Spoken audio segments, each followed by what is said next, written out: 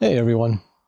Every year around my wife's birthday, we'll plan a trip that's either somewhere between 2 and 4 days long.